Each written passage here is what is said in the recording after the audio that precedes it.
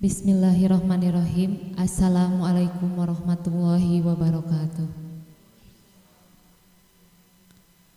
Allahumma sholli ala Sayyidina Muhammad wa ala ali Sayyidina Muhammad. Yang terhormat Bapak Pimpinan Lintang Asta sekaligus Mayor Laboratoris Bapak DRH Muhammad Burhan.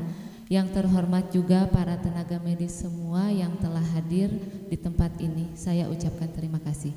Pada kesempatan hari ini, hari Senin tanggal 21 November 2022, kita akan membahas tentang penyakit lumpy skin disease atau LSD pada sapi atau kerbau. Yang akan dibahas langsung oleh narasumber kita hari ini oleh Bapak DRH Muhammad Burhan. Kepada beliau waktu dan tempat saya persilahkan. Silakan Pak. Bismillahirrahmanirrahim. Allahumma salli wa sallim wa rahmah wa barik ala Sayyidina wa maulana Muhammad wa ala alihi wa sahbihi wa dzurriyyatihi wa ummatihi ajmain. Assalamualaikum warahmatullahi wabarakatuh. Rabbi zidni ilma warzuqni fahma, Rabbi shrahli sadri wa yassirli amri wahlul 'uqdatam min lisani yafqahu qawli, amin ya rabbal alamin.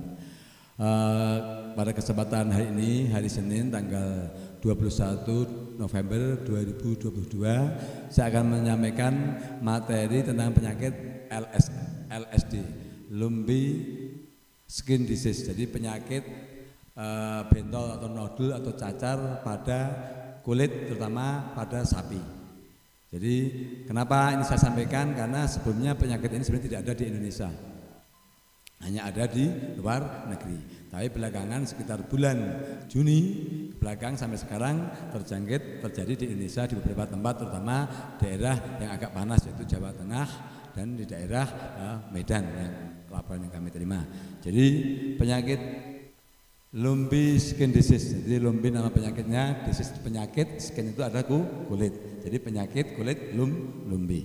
Nah, kemudian jadi penyebab daripada penyakit LSD ini atau lumpy skin disease ini adalah pox virus. Pox itu cacar, jadi ini penyakit cacar yang terjadi pada sapi.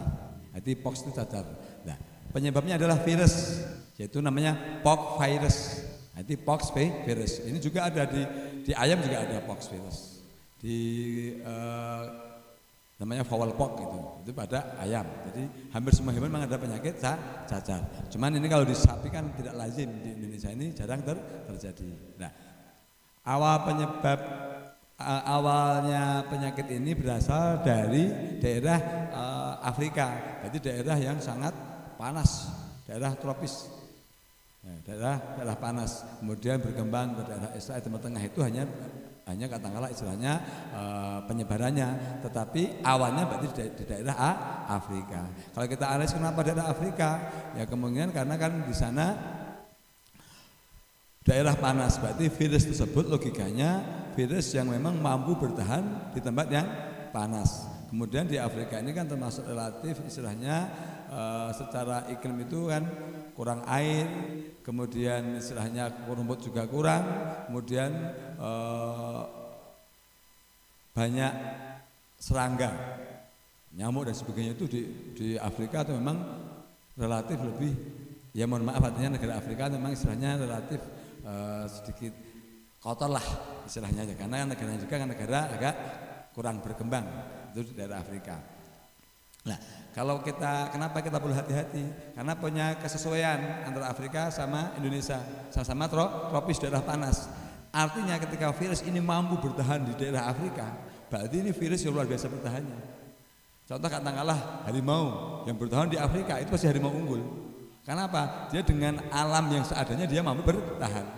Jadi artinya dia yang strangle, mampu bertahan dengan kondisi paling ekstrim. Berarti kalau virus ini berarti termasuk virus yang berbahaya. Makanya perlu kita antisipasi. Jadi penyebabnya adalah pox virus, kemudian pembawanya, vektor atau pembawanya adalah serangga, yaitu adalah nyamuk. Kenapa? Karena virus ini tidak bisa masuk ke kulit tanpa ada katakanlah yang membawa atau yang membuat lubang, istilahnya harus ada yang penetrasi membuat lubangnya, yaitu gigitan nyamuk. Jadi virus ini sudah membawa nyamuk ini sudah membawa virus, kemudian masuk ke tubuh hewan dengan lewat gigitan, terutamanya nyamuk. Nah, kemudian masa inkubasi penyakit 7 hari sampai 30 hari. Artinya setelah terinfeksi itu akan muncul gejala klinis setelah 7 hari, paling lama 30 hari gitu. Kemudian angka kematiannya teorinya 10%. Teori. Nah, kemudian tapi kalau nanti kan tergantung, karena ini virus. Kalau virus ini kan tergantung daya tahan tubuh daripada hewan. Jadi 10% ini artinya minimal teori. Jadi artinya kalau menurut saya jika teorinya 10% ini di lapangan kejadiannya bisa lebih dari 10%, bisa mungkin 20% bisa. Karena kan kalau udah infeksi ini sistemik, udah masuk ke aliran darah ke seluruh tubuh misalnya kan. Artinya peradangan itu terjadi secara sistemik seluruh tubuh. Kemudian angka morbiditasnya itu teorinya 45%, tapi tidak. Kalau menurut saya, kenapa? Karena yang namanya katakanlah istilahnya sudah di situ ada wabah virus POK ini, kemudian ada vektor banyak, ya artinya contoh dalam satu populasi 100 ekor sapi, ketika ada satu kemudian vektornya tidak dihilangkan, 100% memiliki peluang yang sama, 100% kena bisa terjadi POK virus semua. Tergantung nanti masalah munculnya klinis atau tidak, tergantung dari daya tahan tubuh hewan. Tapi kalau peluang untuk sakit itu adalah 100%. Karena penyakit virus yang sifatnya mewabah yang dibawa oleh ada vektornya, ada pembawanya. Jadi artinya ketika ada salah satu individu hewan sapi yang terjangkit dalam sebuah populasi harus artinya cepat menangani secara intensif. Nanti saya sampaikan. Kemudian gejala klinisnya itu yang paling pertama kali yang spesifik nodul dulu.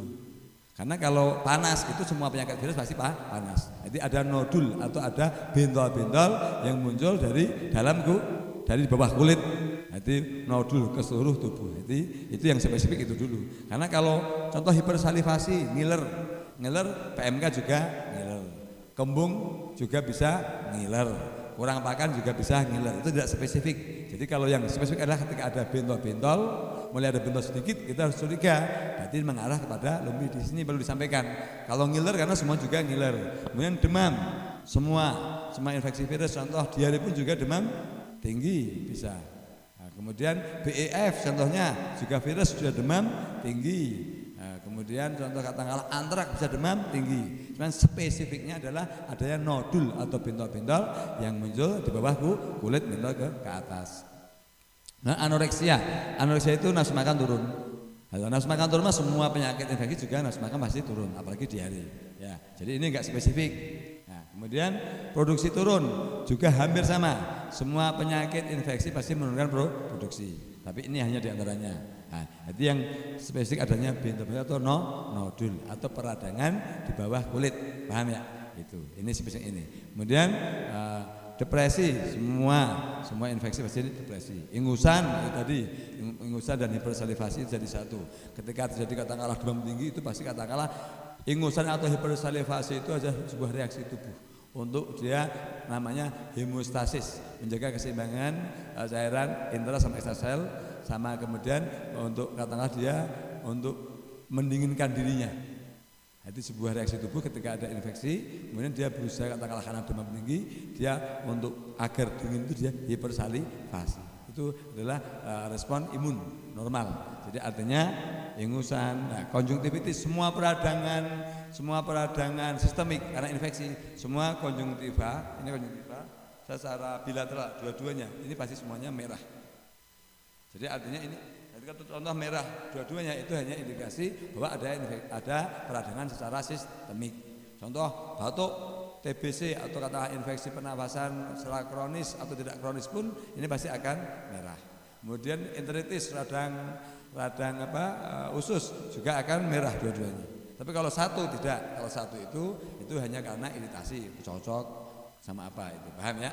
Itu paham. Kemudian jadi sudah dipaham ya. Jadi intinya paling spesifik nodul, kemudian diteguhkan atau dikuatkan diagnosanya dan gejala-gejala di atas. Bisa dipahami ya? Nah, kemudian bagaimana pengobatannya? Nah, pengobatannya ini paling penting pertama kali adalah obat karena memang infeksi pernafasan itu ada bukan infeksi pernafasan, karena demam. Karena semua infeksi septisemia itu demam. Hanya kalau virus itu naik turun. Jadi pertama kali demam tinggi dulu. Itu semua model infeksi virus demam tinggi dulu. Setelah itu nanti akan turun. Hipotermal, bisa di bawahnya normal. Nanti akan naik lagi. Dan nanti udah turun lagi sampai di bawah normal. Contoh kalau sapi kan normalnya di 36, 35,7 sampai 30 maksimal 36, sekian. Nah, sampai dia 34 itu juga kadang-kadang malah bahaya, udah menjelang meninggal. Kalau infeksi virus suhunya sudah di bawah 34, tapi kalau demamnya masih tinggi itu lagi awal.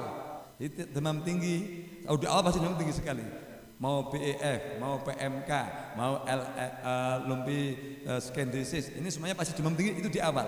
Jadi kalau kita mengalami demam lagi di awal, itu berarti itu lagi awal. Kalau kita mengenai sapi demamnya tinggi sekali, itu lagi infeksi awal. Jadi kalau udah hipotermal, kalau hipotermal itu malah kemudian bisa menjelang meninggal dunia. Itu kalau penyakit infeksi virus. Beda sama bakteri. Bakteri enggak. Bakteri mah tinggi bertahan, tapi enggak tinggi sekali. Contoh dia di 39 kalau sapi. Terus dia bertahan lama. Dia enggak akan turun sebelum ada antibiotik masuk atau ada analgesik masuk. Nah, termasuk peradangan yang muncul ini adalah bentol-bentol atau nodul itu adalah reaksi daripada katakanlah infeksi sistemik sehingga tubuh mengalami peradangan limfoglandula. Limfoglandula itu kelenjar limfe. Kelenjar limfe itu sistem kekebalan tubuh. Nah, ini akhirnya yang paling spesifik adalah adanya nodul, bentol-bentol dan bengkaknya limfoglandula. Di mana limfoglandula? Di mana-mana ada. Hampir di sini ada. Nanti di sini ada limfoglandula. Jadi kalau dipegang semua limfoglandula. Ya, termasuk yang bentol-bentol ini adalah di antaranya ada limfoglandula yang muncul karena hampir setiap katakanlah otot itu ada limfoglandulanya. Itu sistem kekebalan tubuh. Jadi bentolnya itu adalah kelenjar limfa atau limfoglandula. Yang bentol itu karena tubuh melawan karena virus. Nah, maka daripada itu pengobatan yang pertama kali kita memberikan analgesik, antipiretik penurun panas, penghilang nyeri. Nah, tapi kalau untuk mencegah bagaimana biar tidak muncul nodul atau muncul bentol-bentol, ini paling penting adalah antihistamin, diphenhydramine itu paling penting. Nah, kalau seandainya mau obat yang mengandung dua-duanya, contohnya harus kontrakol. Kalau ini pakai siron contohnya hanya nggak akan. Jadi hanya demamnya turun, tetapi bentol-bentol tidak akan hilang. Tapi kalau mau pakai siron harus pakai antihistamin. Memang kalau paling bagus single antihistamin sama siron, jadi obatnya dua. Jadi justru yang paling inti itu adalah ya semuanya inti ya. Tapi biar katakanlah tidak muncul bentol-bentol tadi, harus kita menggunakan antihistamin yang diphenhydramine atau mercedil inject. Di awal infeksi virus jangan pakai dexamethasone. Jadi pada awal gejala seperti ini tidak boleh pakai dexamethasone. Karena kalau pakai dexamethasone nanti imunosupresif akan makin lama penyakit itu. Kecuali nanti sudah di akhir. Jadi kalau di ini obatnya harus antihistamin dan penurun panas, paham ya? Jadi jangan diberikan dexamethasone kecuali orang asal jualan. Makanya kalau proyek menggunakan dexamethasone salah. Kalau mengobati wabah virus, jualannya proyek dinas itu dia pengadaannya dexamethasone itu fatal. Paham ya? Ini yang perlu disampaikan kepada masyarakat. Nah, kemudian kalau seandainya katakan masih awal cepat tertangani, diberikan antihistamin, penurun panas, ini gejala ini langsung akan hilang. Gejala ini langsung akan hilang aja. Lah, nanti kemudian selama nafsu makan dia nanti akan naik, normal, akan sehat. Tetapi kalau nggak diberi obat itu bentol akan muncul semakin banyak.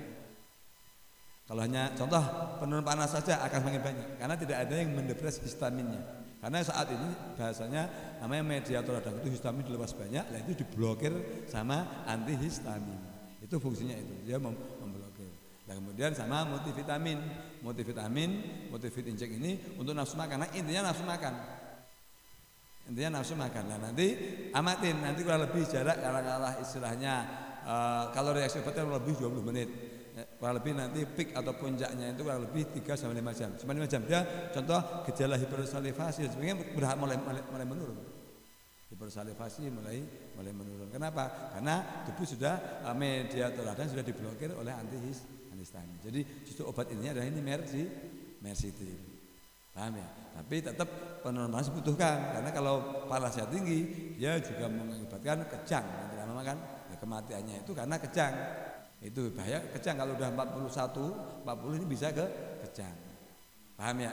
Jadi panas karena konstruksi pemburuan itu konstruksi. Konstruksi itu misalnya menegang gitu ya. Itu konstruksi. Nah, kemudian setelah itu diberikan multivitamin. Multivitamin juga sama, jangan diberikan yang mengandung katakanlah istilahnya vitamin C dosis tinggi jangan. Kalau sudah infeksi virus, kalau hanya vitamin C sekedarnya boleh. Contohnya beri multivit injek kalau ada vitamin C sekedar ya, untuk imunitas. Tapi kalau tinggi, contoh kasih Hiravit C injek itu tidak boleh. Kenapa? Vitamin C tinggi ini akan mengakibatkan konstruksi pembuluh darah. Akhirnya Anda sudah tidaklah lancar. Paham ya? Jadi diberikan satu, paling nomor satu ada antihistamin, mersidril, 2 penurun panas, 3 multivitamin. Nah, kalau katakanlah sebenarnya selama tidak ada luka, ini infeksi sekunder minimal. Artinya tidak akan muncul katakanlah nanah. Oh enggak, karena ini radangnya di dalam. Jadi bisa dikasih antibiotik, bisa tidak. Jadi tidak dikasih antibiotik juga tidak apa-apa. Cuman permasalahannya yang namanya kandang itu kan tidak ada yang menjamin steril. Ya, jadi artinya takutnya akhirnya kondisi ketika sebenarnya semua penyakit infeksi virus itu semuanya tetap akan menurunkan imunitas. Jadi ketika ada infeksi penyakit lain pasti akan mudah menyerang. Gitu. Jadi artinya dikasih antibiotik itu lebih baik, tapi tidak apa-apa. Terus kapan memberikan antibiotiknya? Memberikan antibiotiknya ketika katakanlah sudah muncul kelihatan keropeng bernanah mulai pecah. Paham ya? Jadi karena ini lama pecah muncul nanah tetap. Nah, tapi kalau dikasih antihistamin tidak akan sempat pecah. Nah, kalau sudah pecah, istilahnya ada jendela untuk masuknya agen penyakit lain, bakteri. Bisa dipahami ya? Jadi seperti itu. Jadi kalau sudah katakanlah pecah, kemudian mulai muncul nanah, itu kita memberikan antibiotik. Ya antibiotik paling efektif memang tetap penicillin. Paling bagus adalah karena bakteri lingkungan. Tapi insya Allah kalau cepat, langsung mengalami bentol-bentol, langsung suntik antihistamin, mersidril, kemudian kasih analgesik, antipiretik, kemudian kasih multivitamin, multivit injek contohnya, itu soal 3 hari juga sudah. Jadi kalau sampai berbulan-bulan itu karena tidak ditangani. Jadi mungkin salah obat, dikasih antibiotik bisa saja. Ini enggak menyelesaikan antibiotik. Ya, paham ya? Jadi yang menyelesaikan bentol-bentol adalah antihistamin. Nah, kemudian setelah itu berikan kalau perlakuan secara manajemen pakan itu nomor 1 air minum dulu.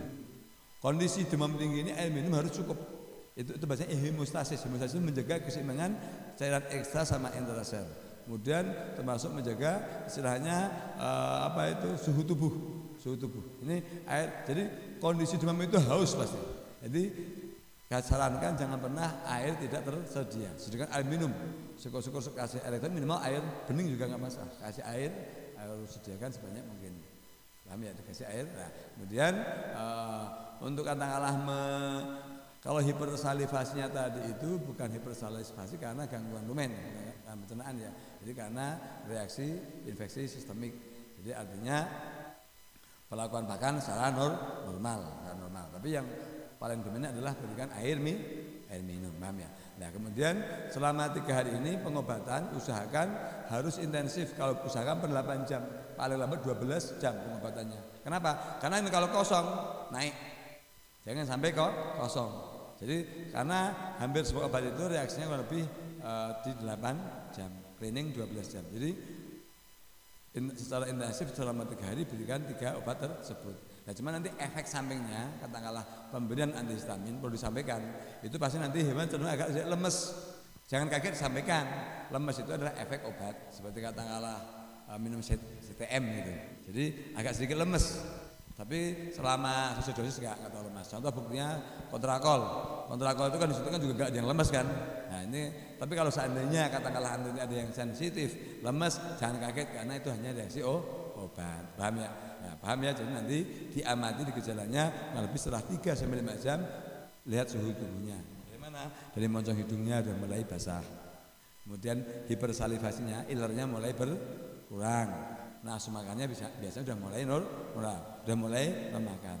Bisa dipahami ya. Jadi lumbis gendis ini penting. Jadi artinya berarti ini kemudian pencegahannya vektor. Jadi harus melakukan pemberantasan terhadap nyamuk atau serangga di sekitar kandang dengan apa? Dengan bakar-bakar saja. Intinya bakar sekitar kandang. Dengan bakar-bakar kandang nyamuk pasti itu nggak usah repot-repot menggunakan semprotan apa boros. Jadi dengan bakar-bakar otomatis itu kan akan mengusirnya nyamuk.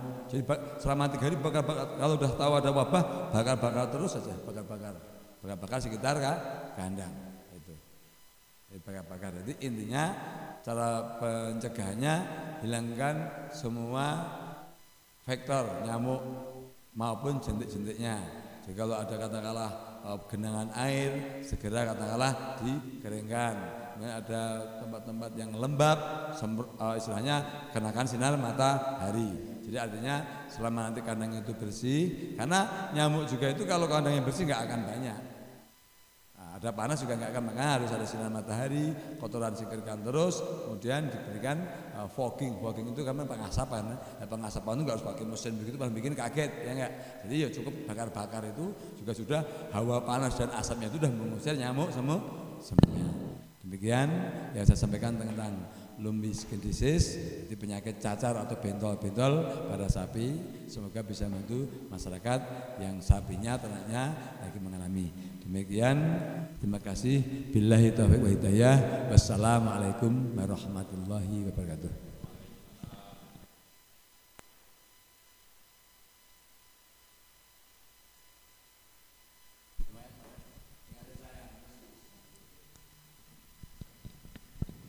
Alhamdulillahirabbil alamin. Terima kasih kepada Bapak DRH Muhammad Burhan yang sudah menyampaikan pembahasannya untuk hari ini tema lumpis skin disease yang semoga bermanfaat bagi kita semua dan masyarakat peternak pada umumnya. Sekian dan terima kasih. Akhirul kalam. Wassalamualaikum warahmatullahi wabarakatuh.